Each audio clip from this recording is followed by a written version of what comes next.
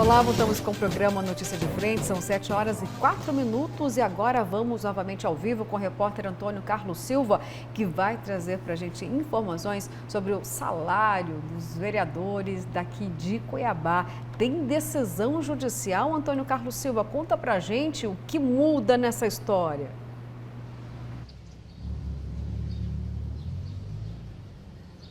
Pois é, Luciana, Kleber, Daniel, você acompanha a notícia de frente. A decisão judicial é da última quinta-feira, dia 9. O juiz Bruno de Oliveira Marques, da Vara Especializada em Ações Coletivas, manteve o aumento do salário dos vereadores da capital.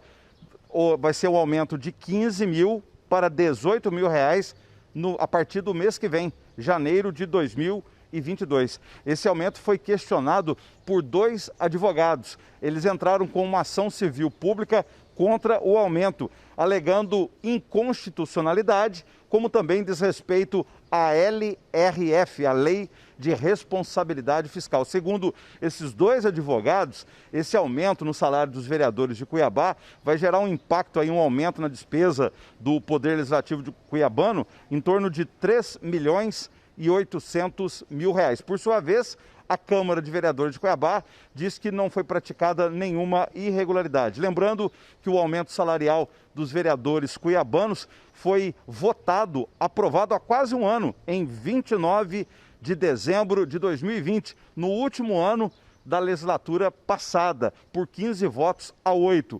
O salário de vereador em Cuiabá equivale a 75% do salário dos parlamentares estaduais. Luciana, Kleber, Daniel, é a você que acompanha a notícia de frente. Um ótimo dia. Um ótimo dia para você também, Antônio. Obrigada pelas informações. É isso aí, gente. Ano novo, salário novo lá no Parlamento Municipal.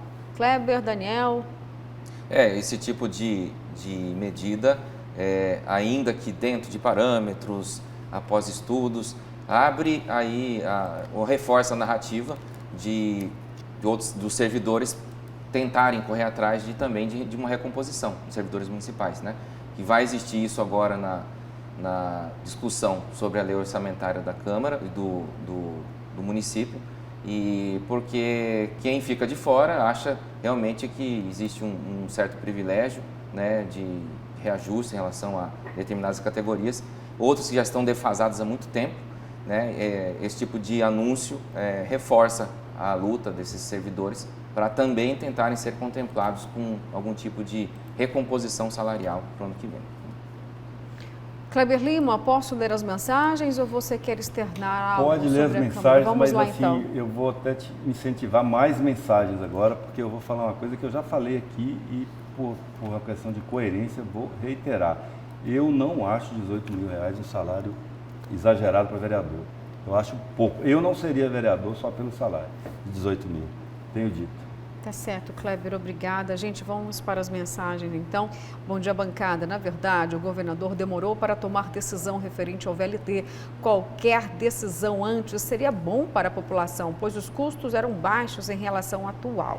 É o Valdir lá do CPA. Pois é, isso é uma realidade, é uma verdade, porque os valores de tudo, o custo de tudo eleva. Se uma medida tivesse sido tomada antes, com certeza o custo seria menor. Mas em algum momento uma decisão precisa ser tomada mesmo.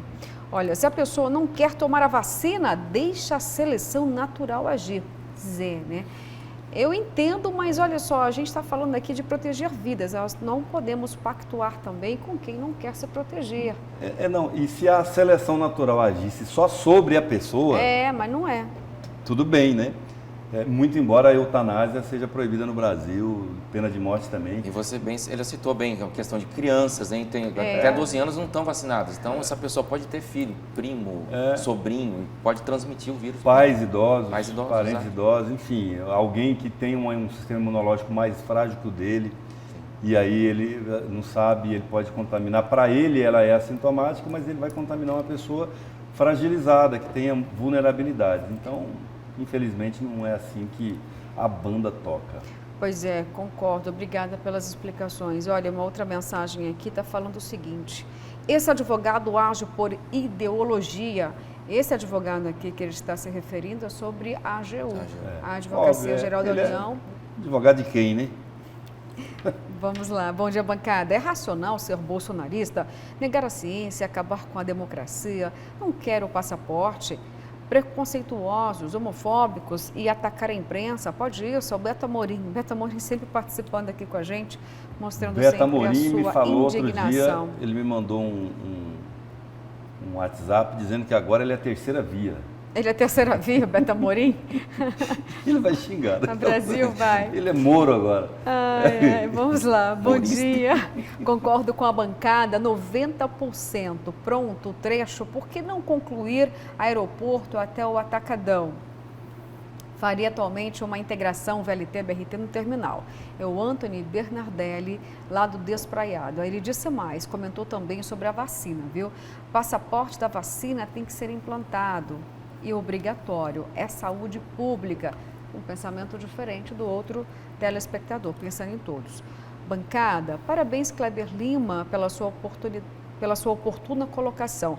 Esse governo, desde o início, tinha o propósito de mudar o modal. Para que tanto interesse? E a sociedade organizada, conivente, triste, hein? Retrocesso total, crime com Cuiabá. Não é daqui, não anda de ônibus, né, Zé Piqui? É o Tiago. Eu gosto de piqui também, eu também sou goiano. E cuiabano ama piqui, né? Gosta muito. Ama piqui. Estou até querendo comer uma piquizada essa semana aí, lá no Porto comprar uma galinha caipira e uns piqui. Aí é chique, hein? E sei fazer, hein? Sou bom numa piquizada. Opa, me chama, adoro um piqui. Demorou. Olha lá, bom dia bancada, concordo com o Mauro Mendes, o VLT é o símbolo da corrupção sim, e na maioria das pessoas que anda defende a construção do VLT, ainda acha que ainda vai pegar uma boquinha novamente. É o Carlos do São Mateus. Olha, está dizendo aqui então que o VLT é símbolo da corrupção, as pessoas que defendem é porque quer pegar uma boquinha. E tem um detalhe, eu vou fazer o piqui, eu faço e convido, mas tem um desafio, não pode comer com a mão o caroço, não pode usar a mão para comer o caroço. Não pode? Não. Ah, técnica, né? Técnica, eu ensino. Tem que ser elegante para comer piqui? Não é que é ser elegante, é um desafio. Um desafio. Comer piqui sem lambuzar a mão. Mas eu não gosto de comer piqui assim, sem lambuzar a mão. Vou ensinar para vocês. Bom, vamos lá para a última mensagem, gente. Bom dia, com alegria e com as bênçãos do nosso bom e amado Deus. Kleber, eu pergunto, a Assembleia Legislativa está dormindo ou não tem autoridade sobre essa novela do BRT e VLT? Oliveira, do Santa Malha, perguntando diretamente para você, Kleber Lima. Os Oliveiras são gente boa. Nós temos aqui o Oliveira Júnior, né, também, gente boa, um dos colegas mais bem-humorados que tem aqui, sempre sorrindo, sempre gentil, né? Oliveira, para você, meu coração crescido. A Assembleia acompanha, tem uma comissão aí de acompanhamento, mas nesse caso acho que está alinhada com o governo. O governo tem maioria na Assembleia, né? Então, está tudo certo. Aí o problema não é nem a Assembleia, é a Justiça.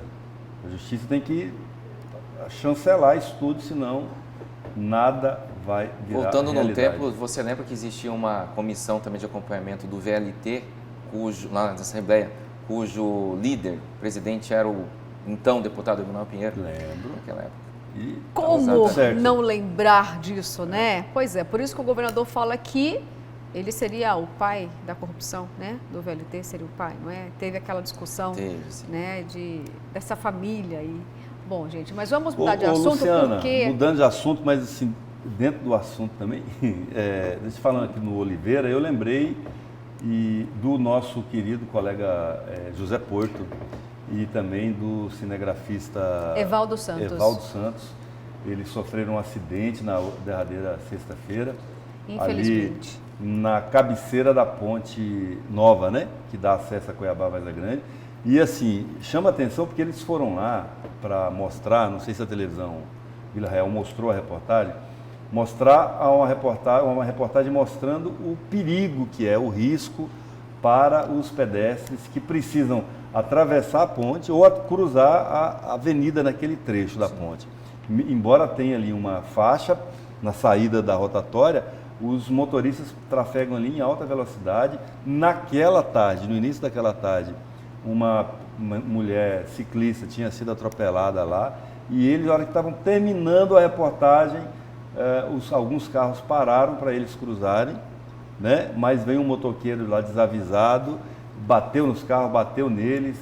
O Evaldo sofreu menos danos, mas o Porto precisou, falei com ele ontem, ele precisou fazer uma cirurgia, implantar placa de titânio, de alguma coisa no braço.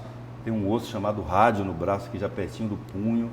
E graças a Deus, como ele falou, graças a Deus, a moto quando bateu na gente, ele falou, nos jogou no canteiro e não na outra pista, porque se joga na outra pista, que não estava bloqueada, que poderia ter, estava sujeito a ter tido um acidente ainda mais grave.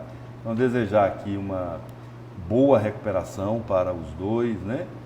Da saúde deles e também do psicológico, porque você fica um pouco abalado com um acidente desse, e fazer um apelo aqui ao secretário de Mobilidade Urbana de Cuiabá, para que vá lá verificar essa situação e melhorar as condições de segurança daquele trecho, que é um trecho muito movimentado, para que mais pessoas não sofram ali acidentes e possam até, quem sabe, sujeito até a perder a vida ali, para evitar isso. Né? Com certeza. Olha só para poder aqui até atualizar você, Kleber Lima, obrigada por trazer esse fato, viu? O cinegrafista, nosso repórter cinematográfico, Evaldo Santos, já está trabalhando, porque ele teve apenas um cortezinho, não foi nada grave, graças a Deus, ele está bem, está trabalhando, não foi nada com ele, mas infelizmente quem levou a pior mesmo foi o repórter José Porto, e nós estamos aqui em oração, consternados com essa situação. Tenho falado com o Porto também, ele me disse algo que sabe que doeu no meu coração. Ele disse: olha, Luciano, eu vi a morte passar por mim. E ele está muito grato, realmente, mesmo que ele esteja no momento de muita dor, de recuperação da cirurgia, mas ele está bem, está grato e torcendo aí para que a recuperação dele seja a mais breve possível, para que logo ele esteja aqui conosco no grupo trabalhando, né? Vai passar essa vozeirão com aquela simpatia maravilhoso nas nossas manhãs. E não só nas manhãs. Um colega manhãs, muito querido, um profissional brilhante. Ele, com o seu trabalho, participa de todos os telejornais da casa, né? Sim, brilhante profissional. Porto, saúde para você. Logo, aí, logo Porto, você volta, viu? Bom, gente, falando de um assunto que o Porto adoraria falar, viu? Porque o José Porto, ele foi por muitos anos o repórter oficial aqui do líder de audiência dessa casa, o Cadeia Neles, e nós estamos acompanhando a situação dos policiais penais que estão em reivindicação por melhores salários. Vamos então rodar a reportagem para a gente entender como está essa situação? A reunião com representantes do Sindicato dos Servidores Penitenciários na Casa Civil deve acontecer logo mais, às 5 horas da tarde. A reivindicação é com relação ao reajuste salarial. Para falar sobre essas reivindicações, então, eu converso agora com o presidente do sindicato, Amaury Neves. Amaury, a categoria pede esse reajuste aí porque, na verdade, o valor está muito defasado? Explica para a gente. Positivo, Sênia. Nós estamos com uma defasagem salarial que já percorre 8 anos ou mais. Governos entram, governos saem e nunca encaram com seriedade esse tema. E com isso o nosso salário sempre fica à mercê. Tudo sobe, as coisas vão aumentando de preços e nós não conseguimos acompanhar. Na verdade, também temos o fator da questão do próprio risco da nossa profissão.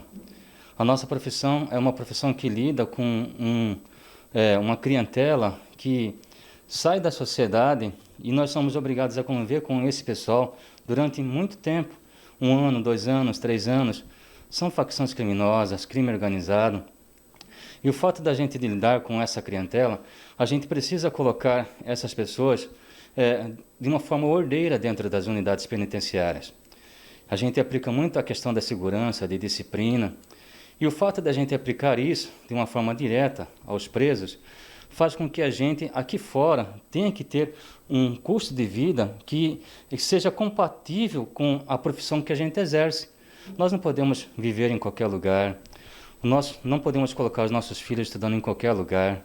Nós vivemos uma vida muito restrita, somos uma categoria que esgotou ao máximo o diálogo, a sociedade precisa saber isso, a gente não está partindo para a greve de uma forma imediata, isso aí já delonga uma negociação de um longo período de tempo. A gente tentou resolver pelo diálogo da maior forma possível e nós tivemos que partir por esse meio agora, porque a categoria já estava cansada. Isso foi deflagrado em assembleia. mas a categoria lutou, fez de tudo para não chegar a esse momento, porque a gente sabe que esse setor da segurança pública é um setor muito importante. Se ele parar, vai oferecer vários tipos de problemas, e a gente não quer que isso ocorra, mas a gente também precisa de ter essa demanda atendida. Não dá para suportar também o risco da profissão, o salário defasado, e não sermos contemplados nessa questão salarial. Há necessidade de se observar, sim, de sentar na mesa, de ouvir a gente, para a gente poder entrar num ponto comum, tá? Ok, Amaury, a gente agradece a sua participação aqui com a gente. Claro, a gente vai continuar acompanhando esse caso. A reunião, então, entre os representantes do Sinduspen e também na Casa Civil, que representa aí o governo, vai acontecer às 5 horas da tarde, logo mais, com imagens de Benedito Costa e apoio técnico de Olavo Sêmia Mauad para o jornal A Notícia de Frente. Obrigada, Sêmia. Bom, e vamos agora, gente, com o governador Mauro Mendes, que falou sobre os policiais penais e mais uma vez criticou a ação dessa mobilização na sexta-feira durante um evento que seria praticamente aí nacional, com figuras ilustres aqui em Mato Grosso. Vamos ouvir a declaração, então, do governador Mauro Mendes sobre a pressão por melhores salários desta categoria. Olha, o governo tem muita dificuldade em aceitar esse tipo de pressão para fazer a negociação. Nós sempre tivemos as portas abertas e a gente está aprofundando nesse tema para conhecer e compreender melhor. Nós vamos dialogar, sim, não tem problema fazer o diálogo, mas o que eles fizeram a semana passada foi muito ruim, muito ruim. Nós tínhamos autoridades nacionais que viriam aqui e nós tivemos que cancelar para não expor o estado de Mato Grosso àquela situação de constrangimento. Então não é com esse tipo de pressão que a gente vai ceder. Eu já demonstrei isso em muitas outras oportunidades. Mas vamos dialogar, sim.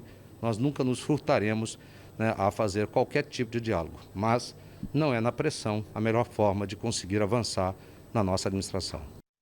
Bom, não é um posicionamento novo do governador Mauro Mendes, que sempre disse que não negocia com grevistas. É um posicionamento do gestor, mas de qualquer forma tem a previsão de acontecer hoje uma reunião na Casa Civil, até porque os grevistas, os policiais penais, o sindicato não quer mais conversa com o secretário de Planejamento. Houve uma ruptura, eu diria, nessa relação, viu, Daniel? Sim.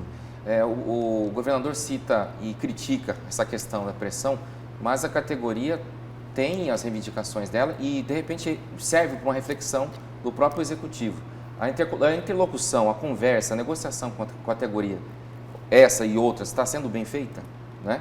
Acho que a questão toda é essa aí. Se existe realmente uma interlocução correta e produtiva em relação aos servidores. Está acontecendo isso. Acho que é bom o governador também refletir, toda a equipe dele, se todo esse contato com os profissionais, com os servidores públicos está sendo bem feito, está sendo bem azeitado. Agora, obrigada, viu, Daniel? Agora, Kleber Lima, nós temos uma informação aqui extraoficial no momento. Pode estar acontecendo uma operação, Kleber? Você já tem alguma informação?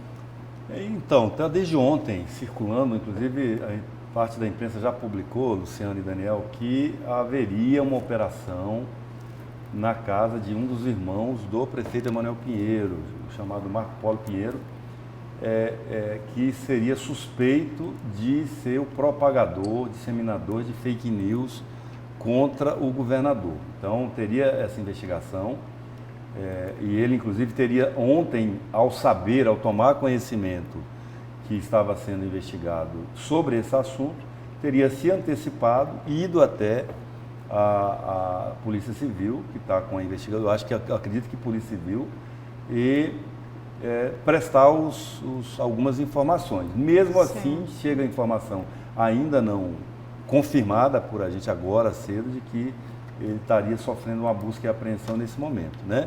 A gente está tentando verificar isso para ver se a gente consegue ainda, durante o ANF, trazer informação, ou se não, nos nossos telejornais aí, ao longo do dia. Não, com certeza. Se tiver, de fato, a operação, todos os nossos outros telejornais darão ampla cobertura. O fato existe a investigação e ele ontem foi até a polícia. Se antecipou, se antecipou para dizer, não é comigo e tal, né? Mas ainda assim a operação para a busca e apreensão, não tem prisão, estaria acontecendo agora. Tá. O depoimento teria sido na Gerência de Crimes Virtuais, de Tecnologia, a GECAT, da Polícia Civil. Tá certo, gente. Olha, eu vou destinar esse restinho do programa para as mensagens, porque eu fico até com dor no coração. Foram tantas mensagens, eu não consegui ler todas, viu? Nem a maioria, eu diria. Vamos lá. Bom dia, bancada. Kleber, come pequi sem lambuzar a mão é fácil. Quando mudei para Cuiabá, não conhecia pequi, comi a primeira vez aqui, comi pequi de garfo e faca, sem lambuzar a mão. Agora, como pequi igual a todo mundo. A Sueli do Distrito da Guia. Ah, a Sueli, entendi que ela gosta mais de comer pequi se lambuzando, viu? Assim como eu, viu, Kleber Lima? Você está muito sofisticado, tá? Bom dia, bancada. Por favor, qual o local de vacinação da Covid hoje em Cuiabá? Olha, gente, um dos pontos muito elogiados aí é o NIC da Beira Rio, é isso Sim, mesmo? E também tem inúmeros outros postos de saúde por Cuiabá, imunizando contra a Covid. São 24 postos de saúde aqui em Cuiabá e você não precisa nem esperar a resposta do agendamento. É só fazer lá o cadastro, ó, e se dirigir num posto mais próximo. Luciana, você me dá 15 segundos? O secretário Basílio do governo, ele está na audiência e falou assim, olha, está bem conduzida sim a negociação, mas é que eles querem ganhar igual a PJC. E esse é um problema que tem 15 anos, não dá para resolver numa tacada só.